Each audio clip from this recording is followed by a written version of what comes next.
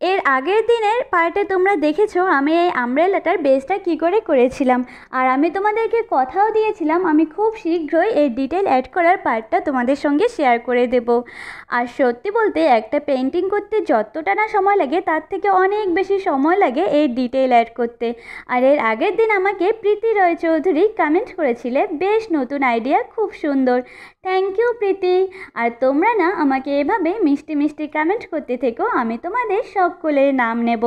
আর আমার এই আমব্রেলাটা কমপ্লিট করতে প্রায় 2 ঘন্টার মতো টাইম লেগেছে, যেটা তোমরা দেখতে পেলে প্রায় 60 সেকেন্ডের শর্টে। আর আমার এটা কমপ্লিট করতে করতে আমার বাবা মা দামাদামি শুরু করে দিয়েছিল যে এটার দাম কত হতে পারে।